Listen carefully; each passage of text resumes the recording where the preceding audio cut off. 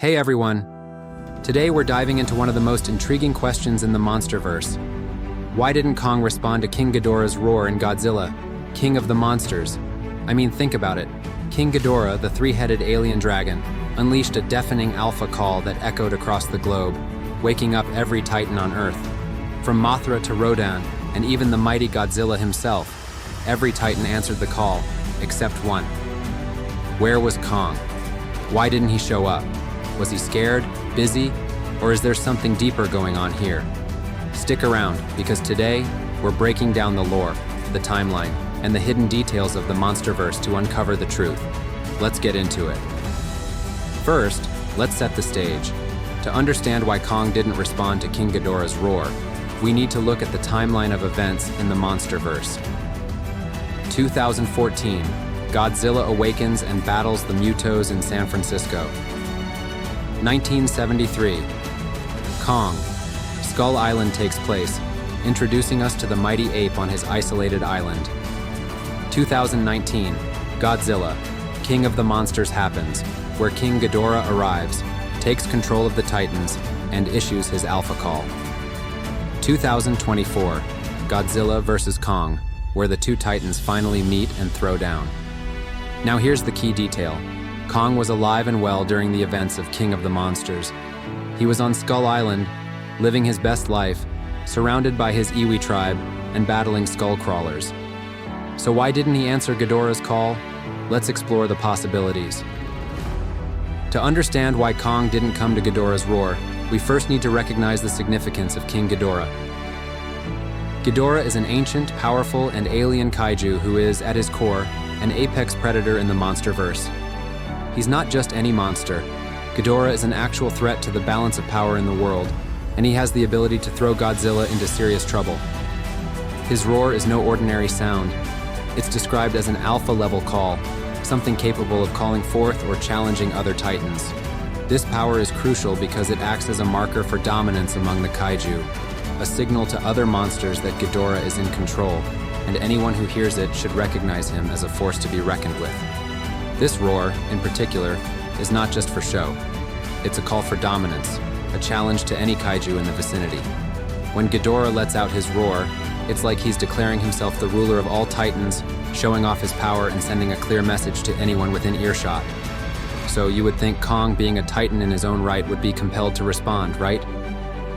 King Ghidorah's roar wasn't just a loud noise, it was an alpha call. In the MonsterVerse, alpha calls are a way for titans to establish dominance and communicate with other titans. When Ghidorah roared, he was essentially saying, "I'm the boss now, bow to me, or face the consequences." But Kong's behavior and his relationship with other titans are different from Godzilla's. Kong is a solitary creature, having lived alone on Skull Island for most of his life. While he's incredibly intelligent and possesses immense strength, his focus has mostly been on his home, Skull Island, and surviving the challenges there. His battle with Godzilla in Kong, Skull Island 2017, established Kong as the dominant creature on his island, but also portrayed him as somewhat disconnected from the larger world of titans. This is a significant difference from Godzilla, who is depicted as a more territorial, alpha-driven titan in the Godzilla films. Kong's intelligence is one of his defining traits. He's not just a brute force like many other kaiju. He's aware of his surroundings, and he uses tools and tactics to survive. He's not just responding to every roar or challenge that happens around him. So, while Ghidorah might be making his presence known, Kong may not feel the need to intervene in such a distant conflict. Remember, Kong is also fighting his own battles, the survival of his island, his place in the world, and his future. He's not some mindless creature that reacts to every sound. He's selective in what he gets involved in. And it worked. Titans like Rodan, Behemoth, and even Godzilla himself either submitted or fought back. But Kong? Nothing. Not a peep. So, what gives? Let's break it down. One theory is that Kong simply wasn't an alpha titan at the time. In Kong, Skull Island, we see a younger, less experienced Kong. He's strong, sure, but he's not yet the king we see in Godzilla vs. Kong. Alpha titans are the rulers of their ecosystems, and they command respect from other titans. In 2019, Kong was still growing into his role. He hadn't yet proven himself as a true alpha. So when Ghidorah issued his alpha call, Kong might not have felt compelled to respond. He wasn't ready to challenge a titan like Ghidorah, at least not yet. Another factor to consider is Skull Island itself. The island is surrounded by a perpetual storm system, which acts as a natural barrier, keeping Kong isolated from the rest of the world. This storm barrier could have prevented Ghidorah's alpha call from reaching Kong. Think of it like a bad Wi-Fi signal. Ghidorah's roar might not have been strong enough to penetrate the storm and reach Kong's ears. Alternatively, even if Kong did hear the call, he might have chosen to ignore it. After all, Skull Island is his domain, and he spent his entire life protecting it. Leaving the island to respond to Ghidorah's call could have put his home at risk. Here's where things get interesting. Kong isn't like other titans. He's not just a mindless beast. He's intelligent, empathetic, and deeply connected to the Iwi tribe on Skull Island. Unlike other titans who seem to operate on instinct and primal urges, Kong has a sense of individuality. He doesn't blindly follow alpha calls or submit to dominance. He makes his own decisions. So when Ghidorah roared, Kong might have heard it, but he chose not to respond. He wasn't interested in bowing to a three-headed alien dragon. Kong plays by his own rules. Let's not forget about Monarch. By 2019, Monarch had established a presence on Skull Island, studying Kong and protecting him from outside threats. It's possible that Monarch's technology and containment measures played a role in shielding Kong from Ghidorah's alpha call. They might have used sound dampeners or other devices to prevent the roar from reaching Kong. After all, Monarch knew how dangerous Ghidorah was. They wouldn't want Kong to fall under his control or be drawn into a battle he wasn't ready for. Finally, let's talk about the elephant in the room, or should I say, the lizard and the ape. Kong and Godzilla have a long-standing rivalry, as we see in Godzilla vs. Kong. It's possible that Kong didn't respond to Ghidorah's roar because he was already aware of Godzilla's presence. Kong might have seen Godzilla as the true alpha and didn't feel the need to acknowledge Ghidorah.